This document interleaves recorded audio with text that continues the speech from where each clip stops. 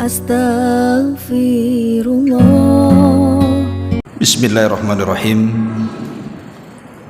Assalamualaikum warahmatullahi wabarakatuh. Alhamdulillah, wassalatu wassalamu ala rasulillah wa ala alihi wa sahbihi wa mawalah, wa la hawla wa la quwwata illa billahi wa ba'du. Alhamdulillah, segala puja dan puji hanya milik Allah subhanahu wa ta'ala. Salawat dan juga salam kita hadiahkan kepada Rasul kita Nabi besar Muhammad sallallahu alaihi wa ala alihi wasallam. Ma'asyiral muslimat yang dimuliakan Allah subhanahu wa ta'ala, alhamdulillah di pagi menjelang siang ini kembali kita bisa berkumpul di Masjid Nidaul Ilmi, dan pembahasan di pagi menjelang siang ini pembahasan yang sangat sederhana tetapi sangat penting untuk disampaikan tentang hak-hak dalam bertetangga. Ada sebuah hadis yang mungkin sebagian kita sering mendengarnya. Hadis ini dikeluarkan oleh Imam Al-Bukhari dalam kitabnya Adabil Mufrad dari Abi Hurairah radhiyallahu anhu. Kita baca hadisnya baru kita jelaskan. An Abi Hurairah radhiyallahu anhu qala qala rajulun ya Rasulullah inna fulanatan yudhkaru min kathrati salatiha wa siyamiha wa sadaqatiha ghaira annaha tu'dhi jiranaha bilisaniha. Qala hiya finnar. Qala ya Rasulullah fa inna fulanatan yudhkaru min qillati siyamiha wa sadaqatiha wa salatiha wa innaha tasaddaq bil athwari minal aqd wa la tu'dhi jiranaha bilisaniha. Qala hiya fil jannah. Dari Abu Hurairah radhiyallahu an, dia berkata seorang laki-laki di hadapan Nabi sallallahu alaihi wasallam, Rasul, sesungguhnya ada seorang wanita sangat dikenal dengan banyaknya salat, banyaknya puasa, dan banyaknya sedekah. Artinya kalau malam wanita ini tidak pernah meninggalkan salat malam. Kalau siang wanita ini juga senantiasa melaksanakan puasa sunnah. Dan tidak ada tempat-tempat yang sangat berhajat kepada sedekah, dia pun sedekahkan hartanya. Tapi masalahnya ada satu kekurangan. Ghaira annaha tu'dhi jiranaha bilisaniha. Tapi lisannya senantiasa menyakiti tetangganya. Maka Nabi SAW mengatakan hiya finnar, wanita itu layak masuk neraka. Kemudian orang ini bertanya lagi, ya Rasulullah, tapi di sana ada seorang wanita tidak dikenal salat malamnya, tidak dikenal sedekahnya, bahkan tidak dikenal puasanya. Artinya tidak banyak salat malam, tidak banyak berpuasa sunnah, dan tidak banyak bersedekah. Wala tu'dhi jiranaha bilisaniha, tapi lisannya subhanallah dia jaga supaya tidak menyakiti tetangganya. Apa kata Nabi SAW? Hiya fil jannah, wanita itu layak masuk ke dalam surga. Ma'asyiral muslimat yang dimuliakan Allah Subhanahu wa taala, lihat dalam hadis ini ada dua wanita, yang satu masuk surga, yang satu masuk neraka. Apa penyebabnya? Penyebabnya adalah lisan kita. Yang satu dikenal dengan salat malamnya, yang satu dikenal dengan puasa sunnahnya, yang satu dikenal dengan sedekahnya, tapi juga dikenal dengan lisannya, selalu menyakiti tetangganya. Tapi yang satunya memang mungkin salat malamnya kurang, puasa sunnahnya juga kurang, sedekahnya juga kurang, tapi dia berusaha menjaga lisannya untuk tidak menyakiti tetangganya. Maka wanita yang pertama kata Rasul, hiya finnar, wanita itu layak masuk neraka. Tapi wanita yang kedua kata Rasul, hiya fil jannah, wanita yang kedua layak masuk surga. Dari sini kita tahu bahwa wanita yang pertama masuk neraka itu bukan karena mabuk, bukan karena zina, bukan karena judi, bukan karena menyakiti dengan fisiknya, tapi dia tidak bisa menjaga lisannya. Itu pula yang menyebabkan dia masuk ke dalam neraka. Pantaslah Nabi SAW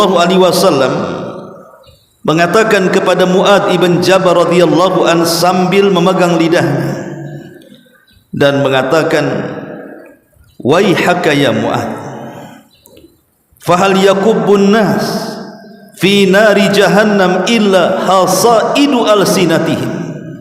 Celaka engkau wahai Mu'adz, bukankah kebanyakan manusia masuk ke dalam neraka itu disebabkan karena lisan-lisan mereka?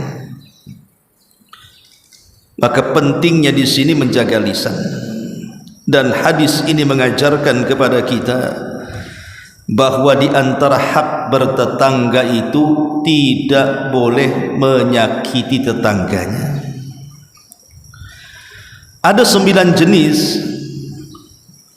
di mana 9 jenis ini dianggap seseorang telah menyakiti tetangganya.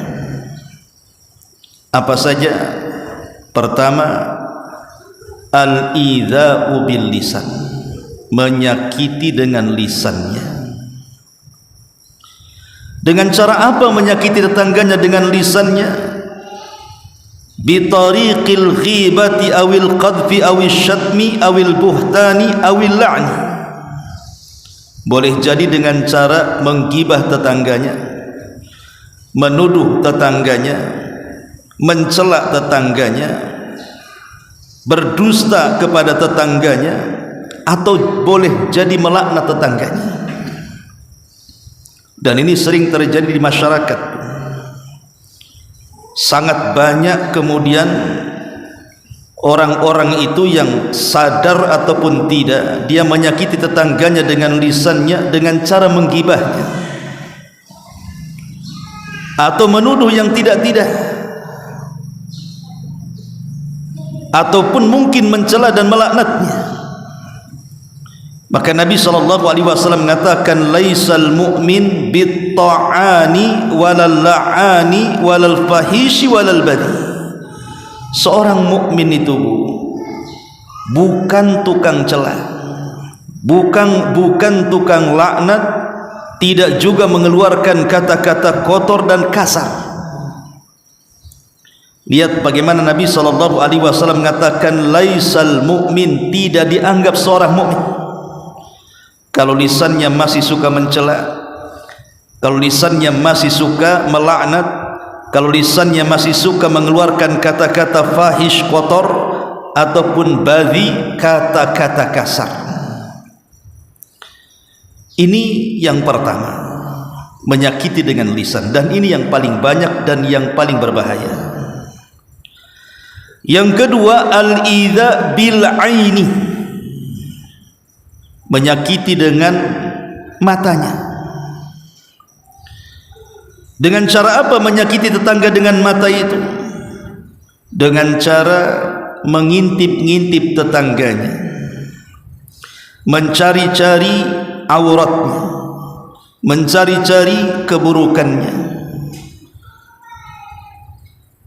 Lah ini juga bagian daripada menyakiti tetangganya.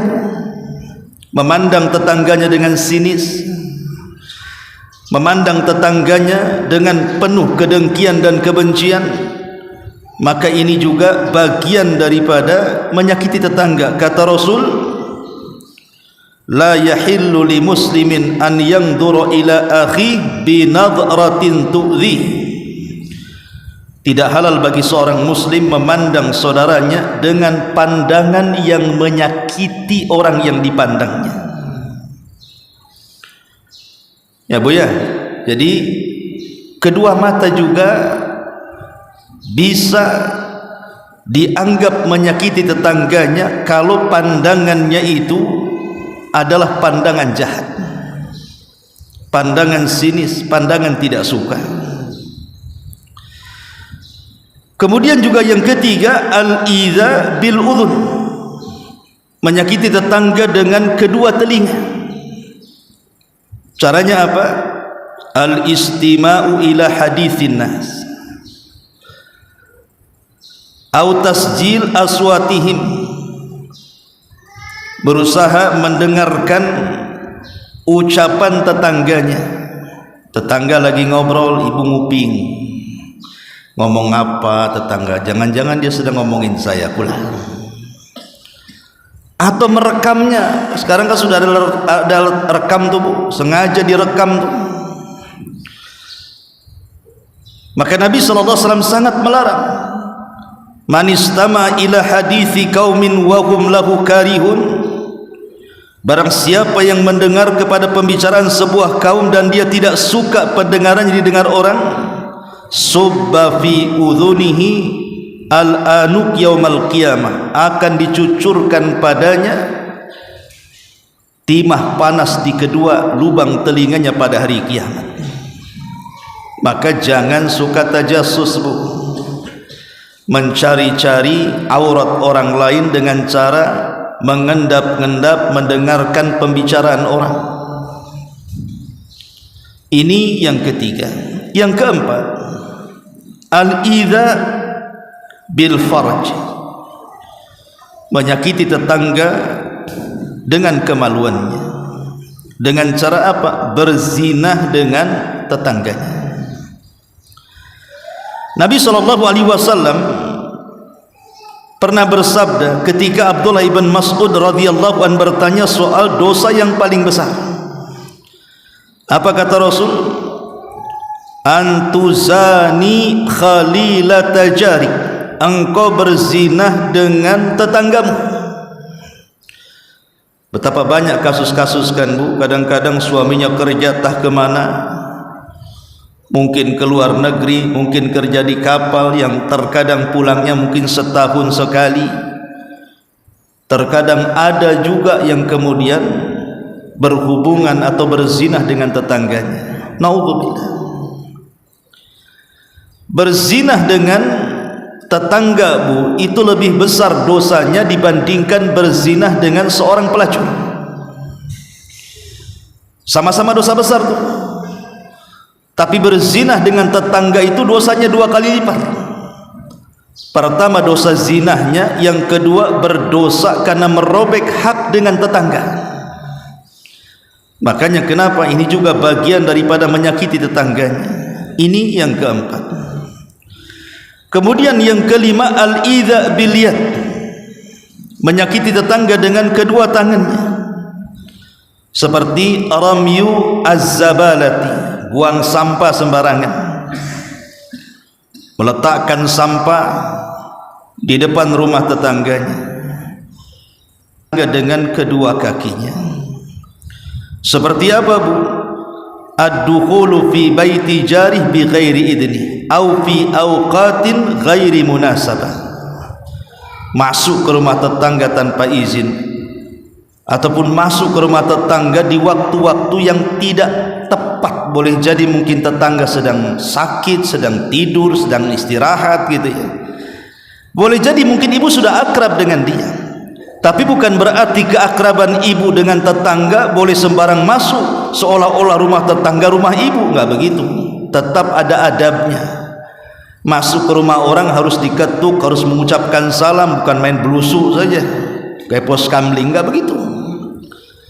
Nah, ini juga bisa dianggap menyakiti dengan kedua kakinya. Atau yang nomor 7, idza'uhu fi malihi, atau menyakiti tetangga dengan hartanya. Amwalihi, merusak hartanya. Ibu pinjam panci, kadang-kadang nggak dibalikin, tahu-tahu sekali dibalikin sudah gosong semua, bawah atas semuanya. Kalau pinjam, Bu, sebagaimana minjemnya seperti itu dibalikinnya. Pinjam ember bagus-bagus, pulang bolong. Ini kan menyakiti harta tetangga ya. Maka tidak boleh menyakiti harta tetangga dengan cara merusak hartanya, atau mungkin dengan cara memakan harta tetangga dengan cara batin. Pinjam uang nggak mau dibayar. Jadi Allah Subhanahu wa taala mengatakan, ya ayyuhalladzina amanu la ta'kulu amwalakum bainakum bil batil. Wahai orang-orang yang beriman, janganlah kalian memakan harta-harta di antara kalian dengan cara yang batil.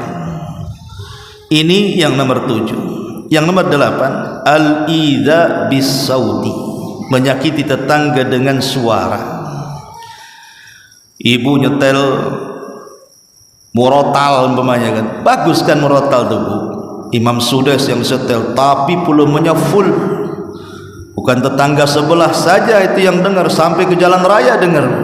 Ini masjid mana ini yang baca qiraah? Rupanya di rumah ibu pula. Nggak boleh, Bu. Kalau baca Quran saja mengganggu tetangga nggak boleh, apalagi pula musik. Makanya saya ingatkan, Bu, kalau ibu punya acara entah walimah, jangan mengganggu tetangga. Kadang-kadang ada walimah 3 hari 3 malam, Bu, tetangga nggak bisa tidur, genjreng-genjreng masuk siang malam.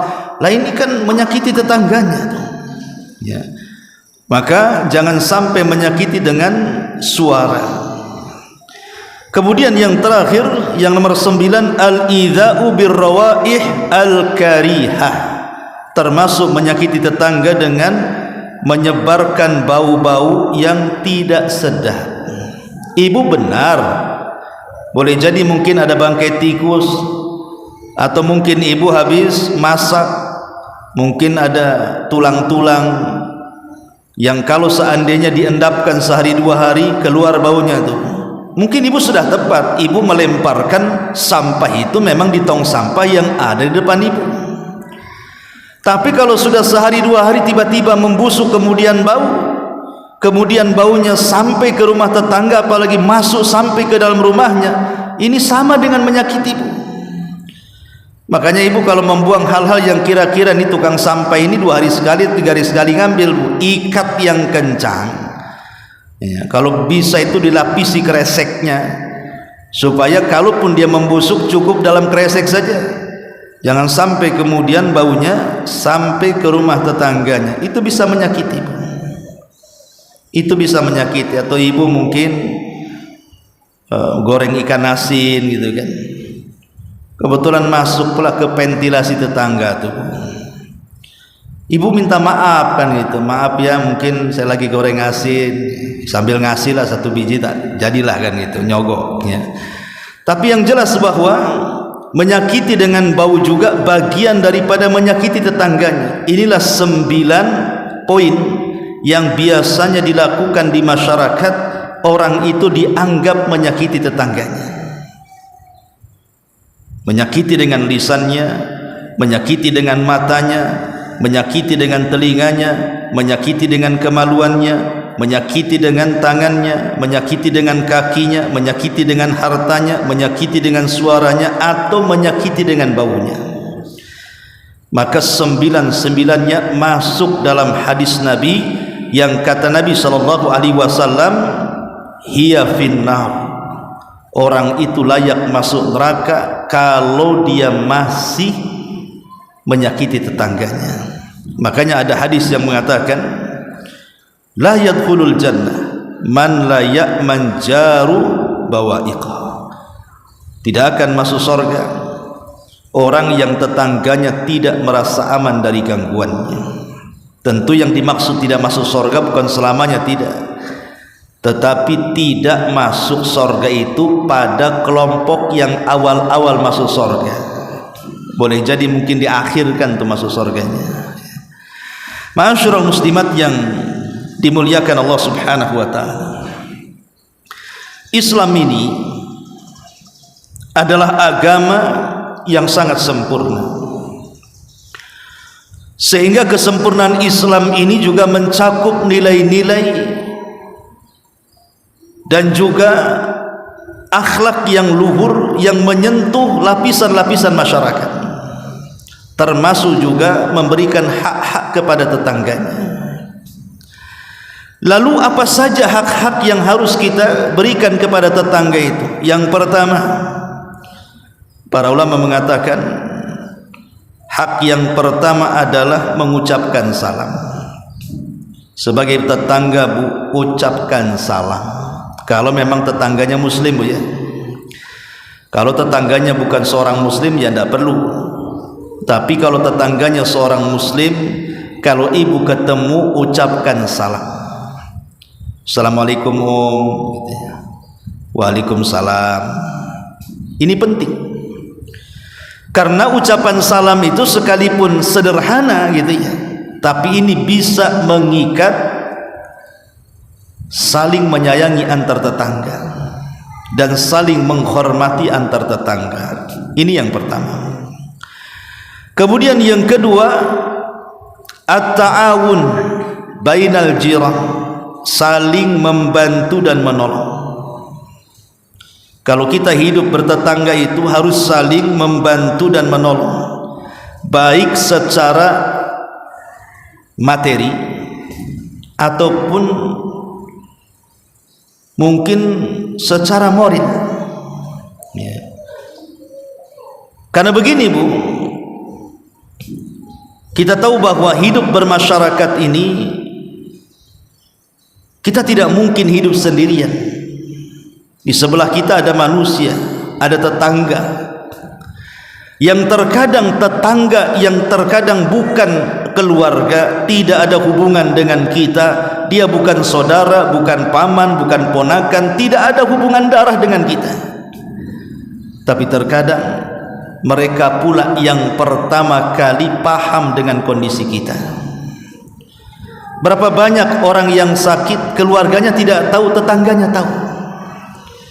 Berapa banyak orang-orang yang kemudian memerlukan pengobatan, keluarganya tidak tahu, tetangganya yang bawa kita ke rumah sakit. Berapa banyak kemudian orang yang memusuhi kita, tetangga kita pula yang membela kita. Makanya tolong menolong dalam tetangga itu penting, karena itu bagian daripada hormat menghormati. Orang yang tidak menghormati orang lain, maka jangan salahkan nanti Allah kirim orang-orang yang tidak pernah menghormati kita. Jangan ingin dihormat orang kalau tidak pernah menghormat orang.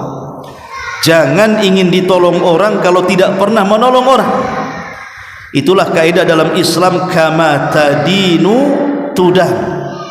Sebagaimana engkau melakukan sesuatu kepada manusia, maka manusia juga akan melakukan sesuatu yang sama kepadamu. Itu kaidah. Kalau kita berbuat baik sama orang, maka orang akan berbuat baik kepada kita. Kalau kita berbuat jahat kepada orang, maka orang juga akan berbuat jahat kepada kita. Tetapi, Bu, terkadang di masyarakat ini begini, Bu,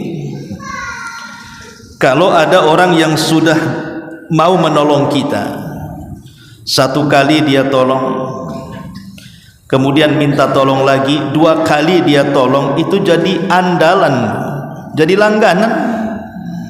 Ya. Boleh kita minta tolong, tapi jangan dijadikan langganan. Kayak ibu ke warung aja, kalau ke warung nggak apa-apa jadi langganan. Tapi kalau minta tolong jadi langganan, Bu, yang namanya orang itu, Bu, terkadang ada waktu iqbal, terkadang ada waktu idbar.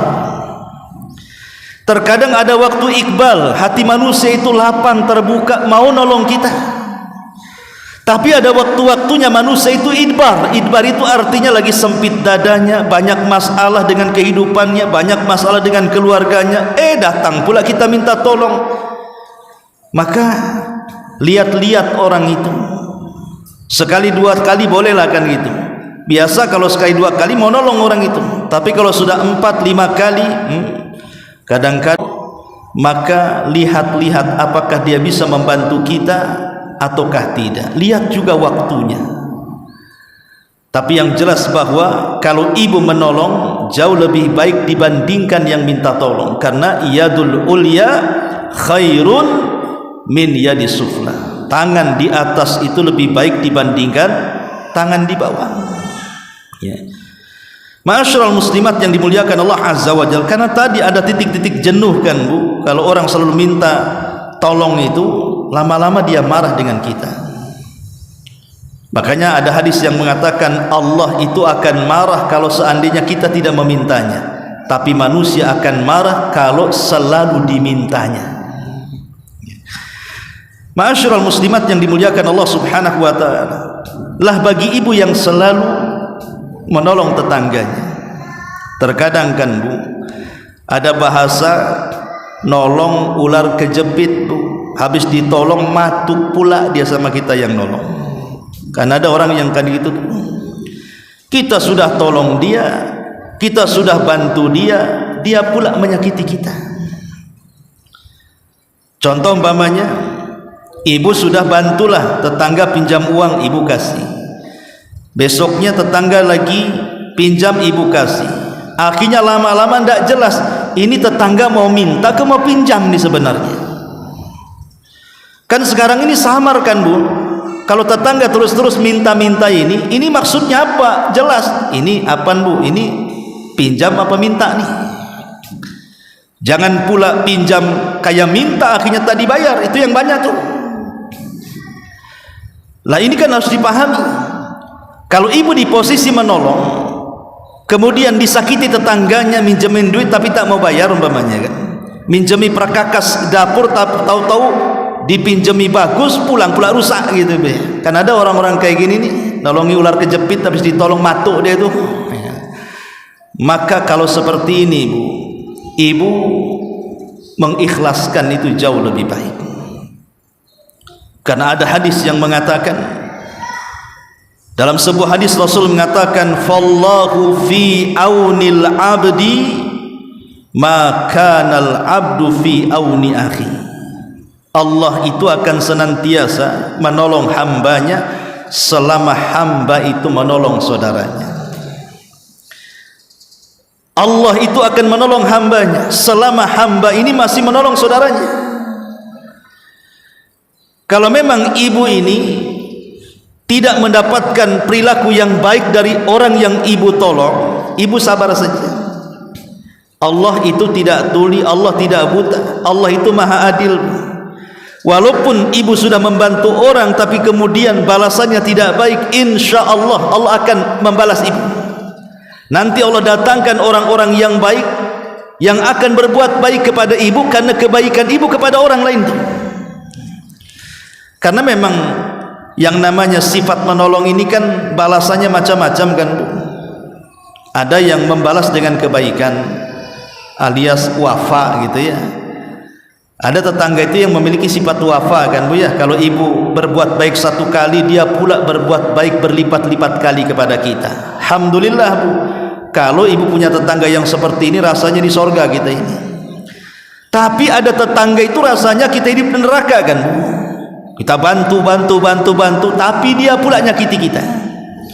Kita kasih pinjaman, tak mau juga dia membayarnya. Sudah tak mau membayar, sekali ditagih dia pula yang marah-marah.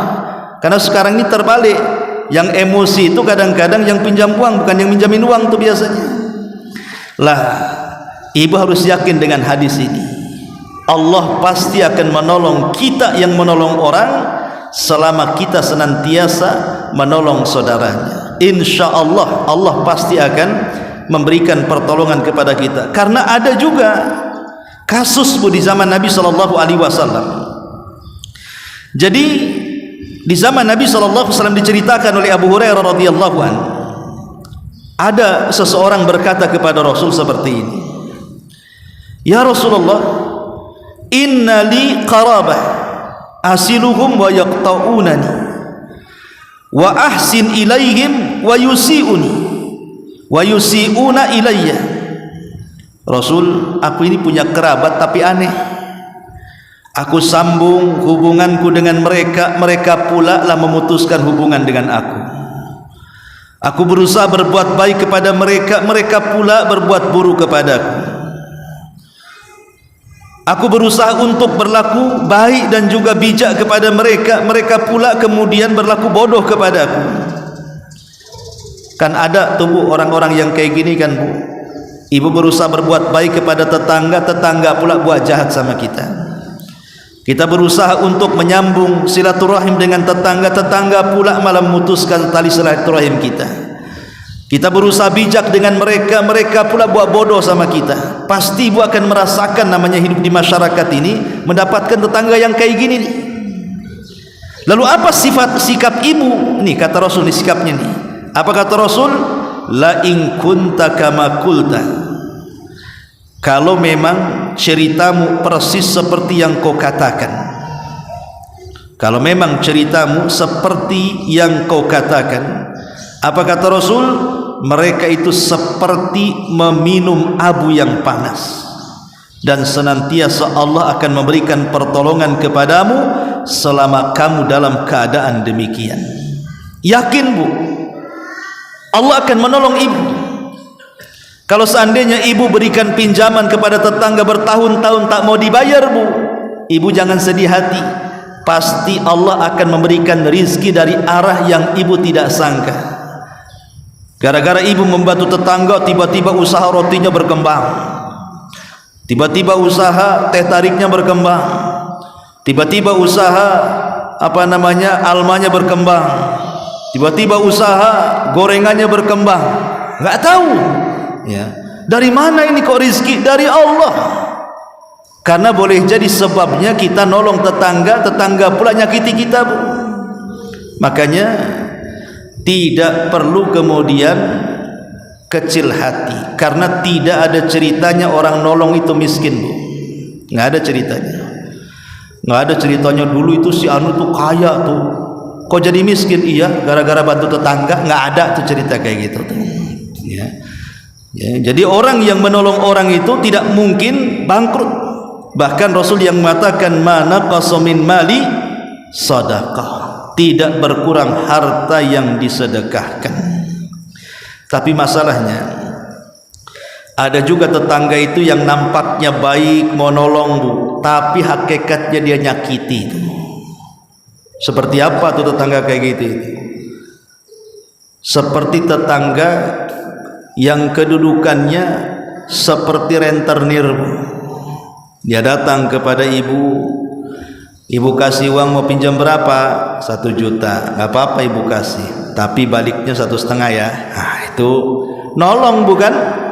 Tapi mentung dari belakang itu.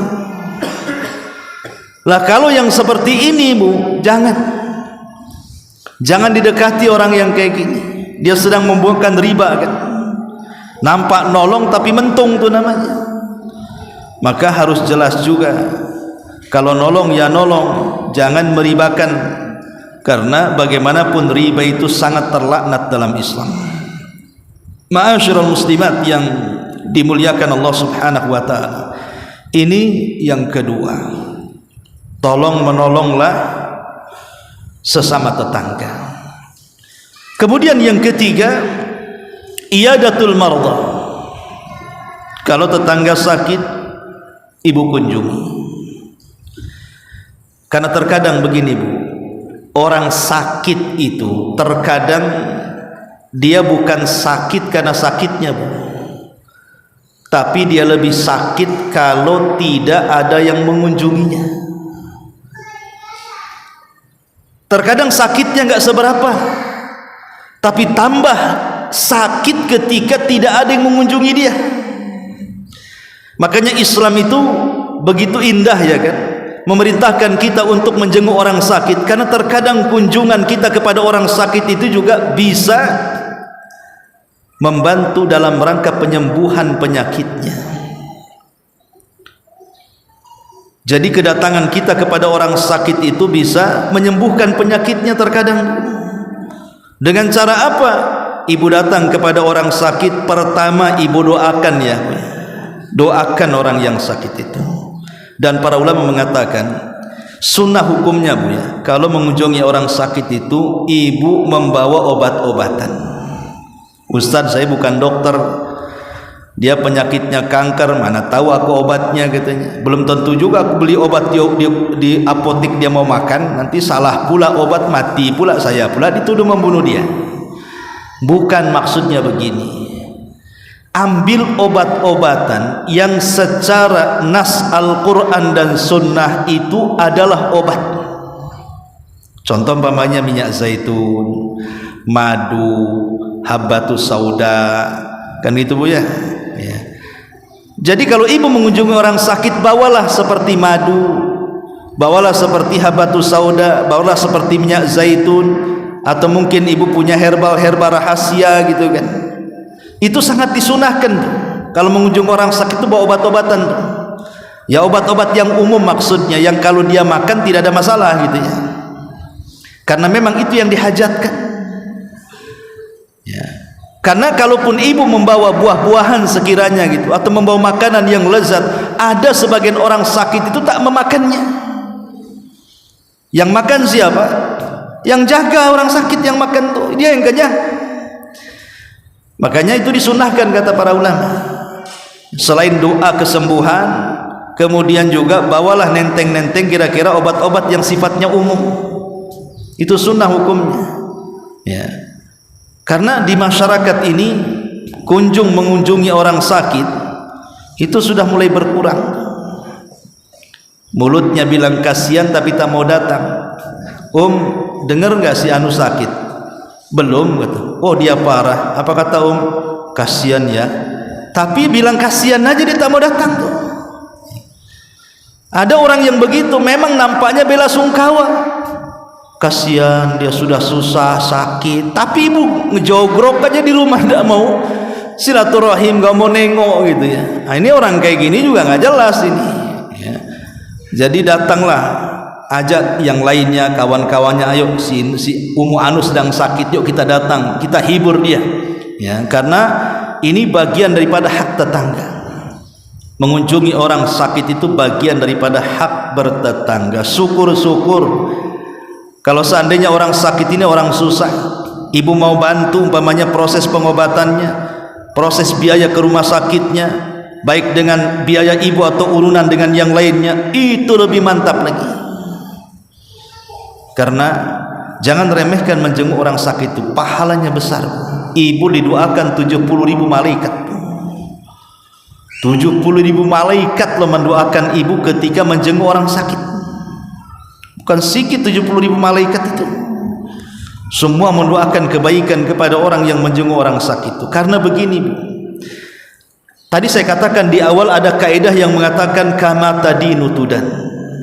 Sebagaimana kita berlaku kepada orang seperti itu, nanti orang juga berlaku kepada kita seperti itu. Gara-gara kita tidak mau mengunjungi tetangganya yang sakit, nanti kalau ibu sakit, tetangga juga tidak mau dekat-dekat dengan rumah kita. Karena biasanya umumnya di masyarakat itu kalau orang berbuat baik, dia berbuat baik balik kepada kita itu karena hutang budi. Ya kan, umumnya hutang budi, makanya ada istilah hutang emas bisa dibayar, hutang budi dibawa mati. Ya. Jadi kalau seandainya kita datang menjenguk orang sakit itu akan terngiang-ngiang tuh dalam ingatannya. Iya si anu waktu saya sakit baik kali dia datang ke rumah mau nemenin saya, ngajak ngobrol saya. Sekarang dia sudah terbaring sakit, pasti ibu ingin menjenguk juga dia. Pasti ibu. Karena bagaimanapun kebaikan itu dibalas dengan kebaikan. Ada memori kebaikan orang yang tertanam kepada orang-orang yang sedang sakit kalau kita menjenguknya. Ma'asyiral muslimat yang dimuliakan Allah Subhanahu wa taala, maka ini hak yang ketiga, jenguk orang sakit. Kemudian hak yang keempat, ittiba'ul janazah. Kalau memang tetangga ini sedang kemalangan, mungkin di antara keluarganya ada yang meninggal, kalau memang ibu ini punya keahlian di bidang fardu kifayah, bantu ikut mandikan, ikut ngafankan, ikut nyolatkan. Tapi kalau nguburkan kan itu bagian laki-laki lah ya. Tapi minimal ibu ikut di 3 ibadah ini. Ibu mandikan, ibu kafankan, ibu sholatkan. Nanti soal menguburkan itu bapak-bapak lah, ya kan. Tapi ini bagian hak bertetangga. Terkadang ada tetangga itu yang meninggal dan dia orang susah, tidak punya peralatan untuk memandikan jenazahnya, tidak punya uang untuk membeli kafannya, tidak bisa mengundang orang karena kemiskinannya. Maka ibu datang menghibur dia. Ibu yang bayar, biar kuburannya saya yang bayar, biar kafannya saya yang bayar, biar yang fardu kifayahnya kan saya. Itu mantap. Karena bagaimanapun kalau kita melakukan hal yang seperti itu, nanti juga akan hal yang sama mereka pun memperlakukan kita seperti itu. Kalau seandainya anggota keluarga kita meninggal, maka tetangga pun akan menolong kita. Maka ini yang keempat, berusaha untuk mengikuti jenazahnya. Kemudian yang kelima, ikut senang. Yang kelima, ikut senang bu. Wa in asabahu khairun hannatu. Kalau seandainya tetangga itu mendapatkan kebaikan, maka kita mengucapkan selamat kepada dia. Jadi kalau seandainya tetangga itu memang diberikan nasib mujur, nasib baik, kita ucapkan selamat kepada dia. Tetangga nih baru beli mobil bagus, ya kan?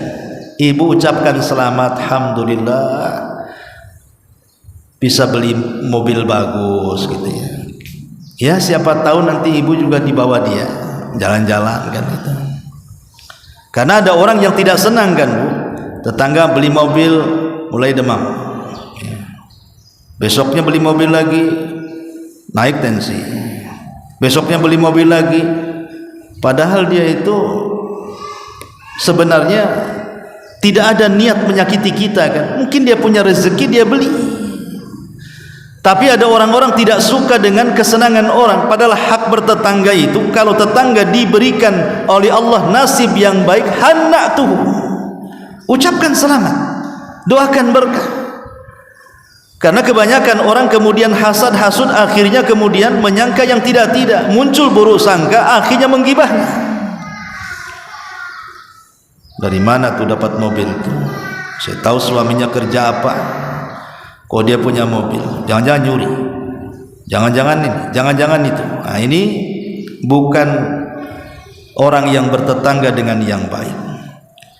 Atau wa in asabatku musibah azzaitu, kalau tetangga ditimpa musibah oleh Allah Subhanahu wa taala, kita bertakziah kepadanya. Jangan senang melihat tetangga susah, jangan susah pula melihat tetangga senang. Jadi kalau tetangga dapat musibah, ya musibah apa saja, tidak mesti kematian.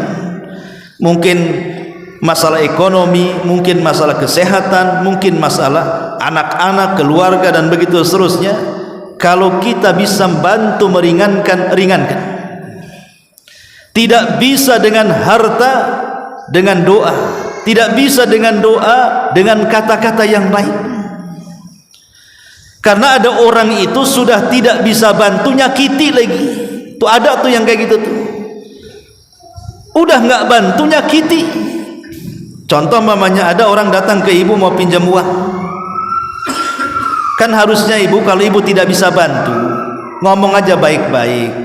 maaf saya lagi sulit, mungkin ada tetangga yang lain yang bisa bantu. Kan enak tuh ngomong begitu tuh ya. Memang sebenarnya sih saya lagi banyak masalah, kalau saya tidak ada masalah insya Allah saya bantu, lain kali saya bantu, tapi untuk sementara ini saya tidak bisa, mungkin cari di tempat orang lain dulu. Enak Bu kata-kata seperti itu. Tapi coba kalau ibu ngomong,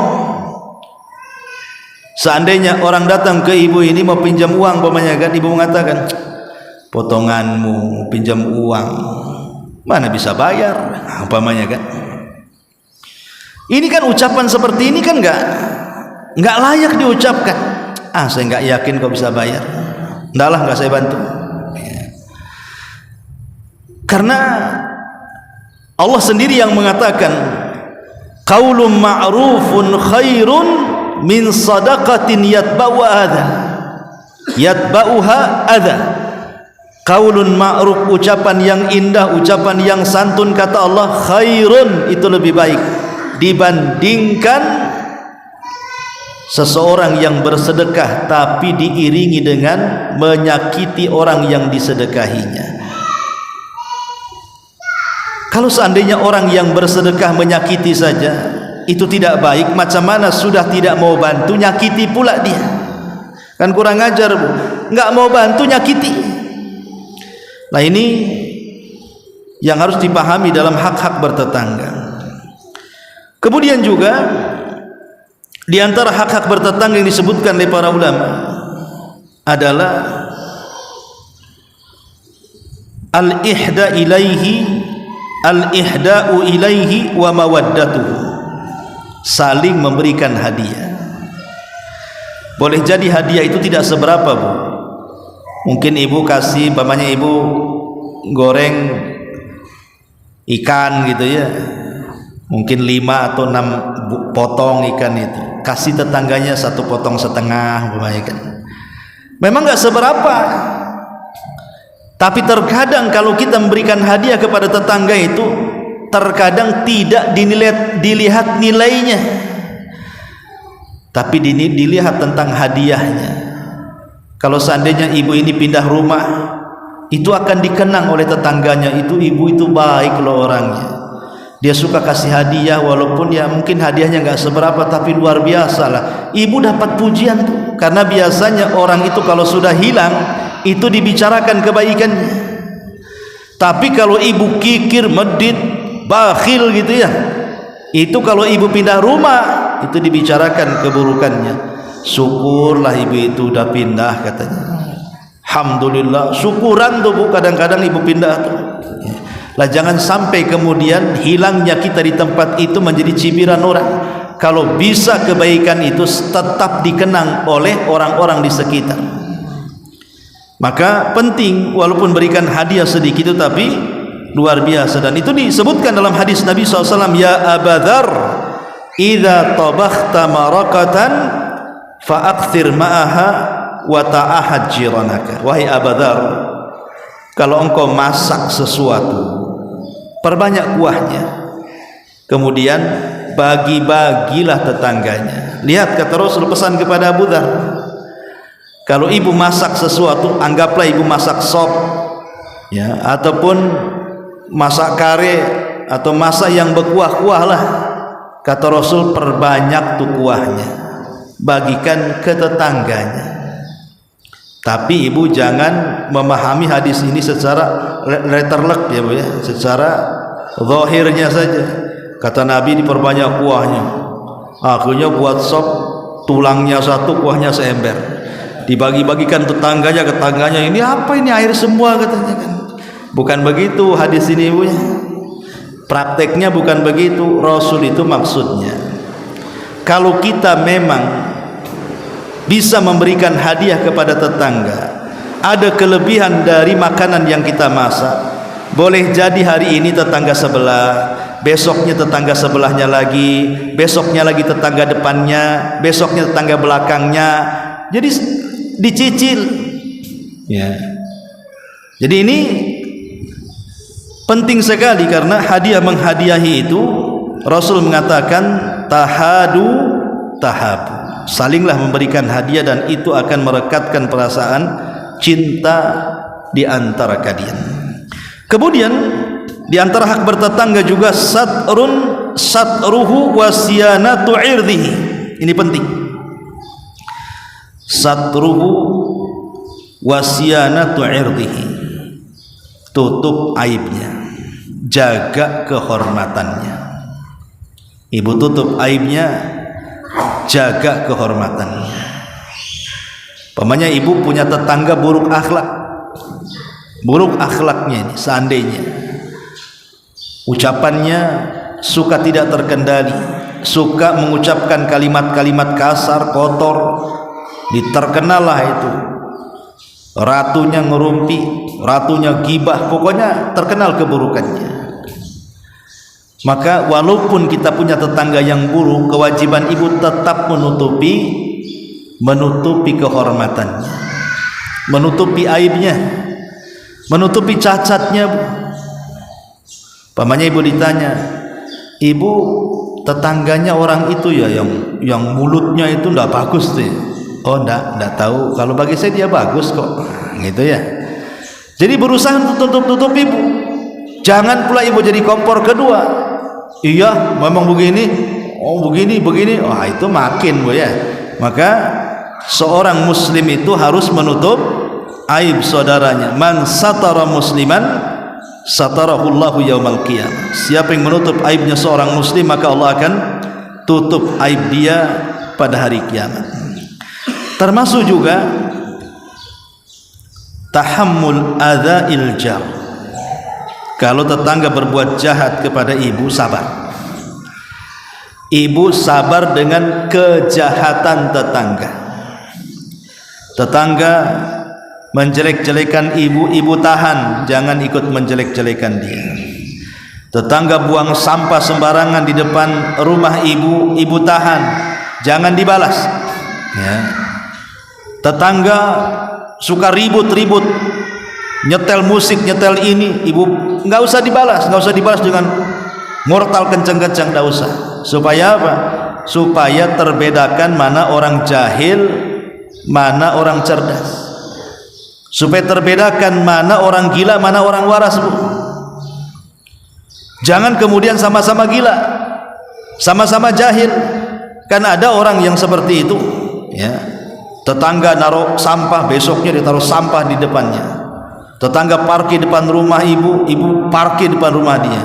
Asik gitu saja, lama-lama pindah rumah. Ya.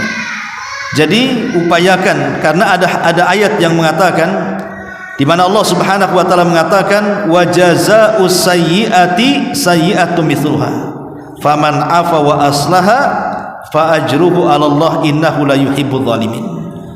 Balasan keburukan itu memang boleh dengan keburukan yang sama, tetapi barang siapa yang memaafkan, sabar dan berbuat baik, maka pahalanya akan besar di sisi Allah Subhanahu wa taala. Lebih baik dimaafkan, lapang dada, tetap kita berbuat baik, supaya tadi terbedakan mana orang berakal, mana tidak, mana orang cerdas, mana orang bodoh, mana orang gila, mana orang waras. Ya. Jangan ibu sama dengan tetangga. Dikhawatirkan kalau seandainya kita ini membalas keburukan, namanya sifat manusia itu kan cenderung balas dendam, dan orang yang balas dendam itu cenderung melampaui batas dari perbuatan jahatnya kepada kita. Tetangga naruh sampah sebenarnya 1 kresek, ibu taruh 10 kresek, nah itu kan jadi masalah, bu. Karena dendamnya, karena orang dendam itu cenderung melampaui kejahatannya. Tetangga nyoret-nyoret tembok, ibu milok lagi, lebih parah lagi. Ya. Tetangga kemudian naruh motor, ibu taruh mobil pula di depan dia. Itu kan begitu. Orang yang balas dendam itu cenderung melampaui batas. Makanya kalau Allah mengatakan barang siapa yang memaafkan, berbuat baik, maka dia dapat pahala besar di sisi Allah. Supaya terbedakan mana ibu yang baik, mana ibu yang tak baik, itu maksudnya. Makanya di sini juga memang tahammul al-adza anil jar, sabar dari gangguan tetangga, itu salah satu hak dan kewajiban yang harus kita tunaikan. Dan yang terakhir, doakan tetangga kita. Doakan tetangga kita. Doakan kebaikan bagi mereka, karena setiap doa-doa baik kepada tetangga, maka malaikat akan datang kepada kita, engkau akan mendapatkan yang sama dari doa yang kau panjatkan kepada tetangga. Pamannya ada tetangga yang susah, ibu setelah sholat mengatakan, ya Allah kasihan tetangga sebelah, anaknya sedang sakit, mudah-mudahan kau sembuhkan. Maka malaikat yang datang, mudah-mudahan anakmu juga sehat. Begitu. Ada tetangga nih yang dirundung masalah dengan keluarganya, ngadu kepada ibu, ibu doakan, ya Allah mudah-mudahan itu tetangga lagi masalah dengan suaminya, mudah-mudahan rujukkan kembali sebagaimana biasa. Maka malaikat akan datang, rumah tanggamu semoga harmonis juga. Begitu Bu. Jadi setiap yang kita doakan kepada orang lain, malaikat akan mengatakan dan engkau akan mendapatkan hal yang sama. Jadi tidak ada ruginya mendoakan orang itu. Maka ini di antara hak-hak dan juga bertetangga yang harus dipahami. Ma'asyiral muslimat yang dimuliakan Allah Subhanahu wa taala, karena dalam sebuah hadis yang ma'ruf, man kana yu'minu billahi wal yaumil akhir fala yu'dhi jarah. Barang siapa yang mengaku beriman dengan Allah dan hari akhir, jangan sakiti tetangganya. Lihat bahwa kita ini ditantang. Kalau ibu merasa beriman dengan Allah, merasa beriman dengan hari akhir, jangan sakiti tetangganya. Maknanya kalau ibu masih menyakiti tetangganya, maka ibu belum beriman dengan Allah dan belum beriman dengan hari akhir. Kita ditantang dalam hadis ini. Kalau engkau merasa beriman dengan Allah, engkau merasa beriman dengan hari akhir, bisa enggak kau hormati tetanggamu? Kalau ibu belum bisa menghormati tetangga, berarti keimanan ibu kepada Allah dan hari akhir itu dipertanyakan. Karena di sini ditantang oleh Nabi SAW. Siapapun yang merasa beriman dengan Allah dan hari akhir, jangan sakiti tetangganya. Dalam riwayat, hormati tetangganya. Sampai-sampai Nabi itu selalu didatangi Jibril dan mengingatkan hak-hak soal tetangga.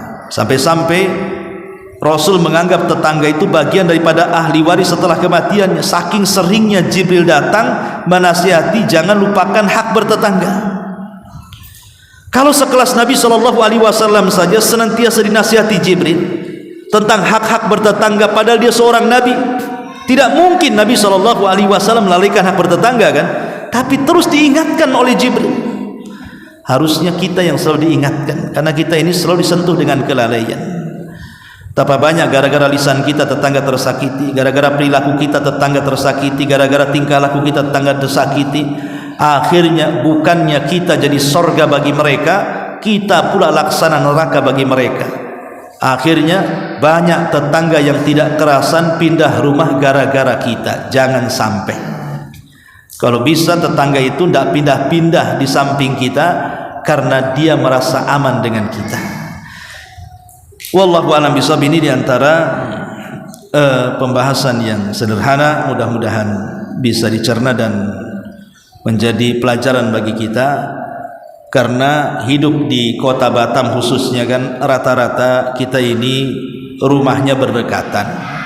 Ada sebagian kita itu yang kopel satu tembok dengan tetangga, yang terkadang ucapan tetangga masuk ke rumah kita, yang terkadang obrolan tetangga terkuping pula oleh kita, yang terkadang kecekcoknya keluarga tetangga kedengaran pula oleh kuping kita. Maka ini sangat penting memperhatikan hak-hak bertetangga, karena rumah kita berbeda dengan di kampung. Oh, di kampung satu rumah kebunnya luas, nanti rumah lagi kebunnya luas. Di Batam ini tidak. Kadang-kadang satu tembok dengan tetangga. Ya. Kadang-kadang satu tembok, ngomong-ngomong apa sebelah itu kedengaran sama kita. Makanya hak bertetangga di Batam ini harus lebih ditingkatkan lagi. Ya, seperti amanah lihat, amanah dengar, amanah lisan, amanah tangan, amanah kaki. Dalam bertetangga itu lebih lagi ditingkatkan. Wallahu a'lam bishawab. Mudah-mudahan ada manfaatnya. Ya, sebelum saya tutup, kalau ada yang mau bertanya silakan.